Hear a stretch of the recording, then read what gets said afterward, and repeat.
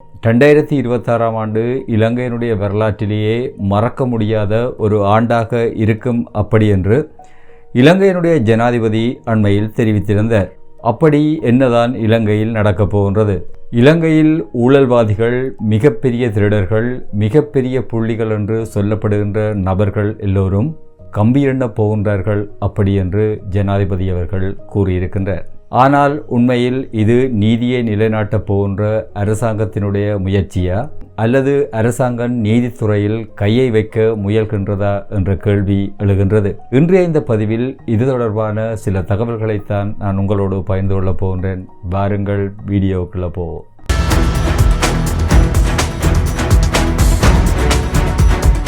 சமீபத்தில் நுவரேலியாவில் இடம்பெற்ற மேதின கூட்டத்தில் இலங்கையினுடைய ஜனாதிபதி அனுரகுமார திசநாயக்க ஒரு முக்கியமான கருத்தினை தெரிவித்திருந்தார். அதாவது 2026ஆம் ஆண்டு இலங்கையில் திருடர்களும் ஊழல்வாதிகளும் சிறைக்கு போற ஆண்டாக அமையும் அப்படி என்று அவர் சொல்லியிருந்தார். மே மாதத்தில் மட்டும் 10 வழக்குகள் விசாரணைக்கு வரப்போகின்றது என்றும் அதில் ஒரு வழக்குக்கான தீர்ப்பு இந்த மாதமே வெளிவரும் அப்படி என்றும் அவர் அந்த கூட்டத்தில் சொல்லியிருந்தார். இதைத்தான் தற்பொழுது எதிர்க்கட்சிகள் மிகப்பெரிய பிரச்சனையாக்கி இருக்கின்றனர். அதாவது ஒரு வழக்கினுடைய தீர்ப்பு எவ்வாறு அமையப் போகின்றது என்று ஒரு ஜனாதிபதிக்கு எவ்வாறு தெரியும் என்று அவர்கள் தற்பொழுது கேள்வி எழுப்புகின்றனர். இது ஜனாதிபதி நீதிமன்றத்தினுடைய செயற்பாடுகளில் தலையிடுகின்றாரா என்ற கேள்வியினையும் அவர்கள் மக்கள் முன்வைக்கின்றார்கள். இது நீதிமன்றத்தினுடைய செயற்பாடுகளில் தலையீடு செய்வதாகவும் எதிர்க்கட்சியினர் குற்றஞ்சாட்டி வருகின்றனர். ஆனால் அமைச்சரவை பேச்சாளர் நலிந்த ஜெயதிச அவர்கள் எதிர்க்கட்சியினுடைய இந்த நிலைப்பாட்டினை மறுக்கின்றார். ஜனாதிபதி அவர்கள் எதையும் புதிதாக சொல்லவில்லை என்றும் ஜனாதிபதி அவர்கள் நீதிமன்றத்தினுடைய வழக்கு திகதிகளை மட்டும்தான் தெரிவித்தார் என்றும் அவர் ஜனாதிபதியினுடைய கூற்றினை நியாயப்படுத்தி வருகின்றார்.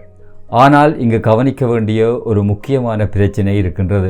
உண்மையில் ஜனாதிபதி அவர்கள் வழக்கினுடைய திகதியினை மட்டும் குறிப்பிடவில்லை, அவர் நீதிமன்றத்தினுடைய முடிவுகள் பற்றியும் அதில் பிரஸ்தாபித்திருந்தார். உண்மையில் இந்த விஷயத்தினை நாங்கள் 2 விதமாக பார்க்கலாம். நீதிமன்றத்துக்கு அழுத்தம் கொடுக்கின்றது அப்படி என்று பார்க்கலாம். அதனை விட இன்னொரு விதமாக சர்வதேச மனித உரிமைகள் சாசனப்படி ஒரு சாதாரண குடிமகன் தனக்கு விருப்பமான ஒரு தீர்ப்பு வர வேண்டுமென்று தன்னுடைய கருத்தை வெளியிடுகின்றார் அப்படி என்றும் பார்த்து கொள்ள முடியும்.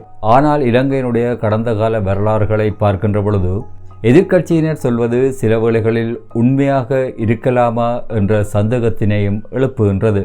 முன்னாள் ஜனாதிபதி மைத்ரிபால சிறிசேன அவர்கள் கூறிய ஒரு விடயத்தினை இங்கு கவனத்தில் கொள்வது மிக முக்கியமானது. முன்னாள் நீதியரசர் ஒருவர் தன்னை நேரில் வந்து சந்தித்து தன்னை பதவியிலிருந்து அகற்ற வேண்டாம் என்று மன்றாடி கேட்டதாகவும் அதற்கு பதிலாக ஜனாதிபதிக்கு சாதகமான தீர்ப்புகளை தன்னால் வழங்க முடியும் என்றும் அவர் தன்னிடம் தெரிவித்ததாக முன்னாள் ஜனாதிபதி மைத்ரிபால சிறிசேன அவர்கள் ஒரு முறை தெரிவித்திருந்தார். இதேபோல மஹிந்த ராஜபக்ச அவர்கள் ஜனாதிபதியாக இருந்த காலத்தில் அப்பொழுது நீதியரசராக இருந்த சிராணி பண்டாரநாயக்க அவர்கள் பதவி நீக்கம் செய்யப்பட்டார். உண்மையில் இலங்கை ஒரு விசித்திரமான நாடு. இங்கு குற்றங்கள் இடம்பெறும், ஆனால் எந்த குற்றவாளியும் தண்டிக்கப்பட மாட்டார். இதைத்தான் பல தடவைகளில் ஐக்கிய நாடுகளின் மனித உரிமை கவுன்சில் கூட சுட்டிக்காட்டி வருகின்றது. கொஞ்ச காலத்துக்கு முன்னர் இலங்கையினுடைய நீதித்துறையில் இடம்பெற்ற சில விஷயங்களை பற்றி இப்பொழுது பார்ப்போம். முன்னாள் பாராளுமன்ற உறுப்பினரான பிள்ளையான் அவர்கள் ஜோசப் பெர்ராயசிங்கத்தின் படுகொலை வழக்கிலிருந்து திடீரென்று சட்டமா அதிபர் திணைக்களத்தினால் விடுவிக்கப்பட்டார். இதற்காக எந்த காரணமும் இதுவரை சொல்லப்படவில்லை.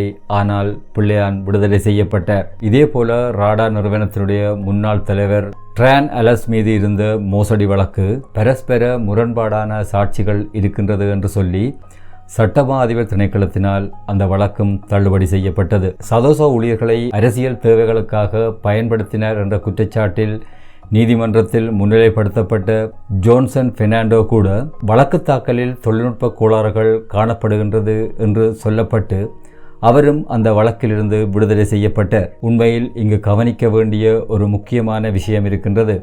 இந்த வழக்குகளை தாக்கல் செய்ததே சட்டமா அதிபர் திணைக்களம்தான். ஆனால் சட்டமா அதிபர் திணைக்களம் அரசியல்வாதிகள் மீது பலவீனமான குற்றச்சாட்டுக்களை முன்வைத்து வழக்குகளை தாக்கல் செய்கின்றதா என்ற சந்தேகம் தற்பொழுது பொதுமக்கள் மத்தியில் எழுப்பப்பட்டு வருகின்றது. ஜார் அரசாங்கத்துக்கு நெருக்கமாக இருக்கின்றார்களோ அவர்கள் தப்பித்துக் கொள்வதும், யார் யாரெல்லாம் அரசாங்கத்துக்கு எதிராக இருக்கின்றார்களோ அவர்களை வழக்குகள் மூலம் நசுக்குவதும் இலங்கையில் ஒரு சாபக்கேடாக மாறி வருகின்றது. தற்பொழுது இலங்கையில் இருக்கின்ற அரச தலைவர்கள் ஒரு சிஸ்டம் சேஞ்ச் தேவை என்றுதான் இந்த ஆட்சியினை கைப்பற்றினார்கள். உண்மையில் நீதிமன்றத்தினுடைய செயற்பாடுகளை அவர்கள் சொல்லாலும் செயலாலும் உறுதிப்படுத்த வேண்டும். குற்றவாளிகள் தண்டிக்கப்பட வேண்டும் என்பதில் எவருக்கும் மாற்று கருத்தில்லை. ஆனால் அந்த தண்டனை சட்ட ரீதியாக அவர்களுக்கு வழங்கப்பட வேண்டும்.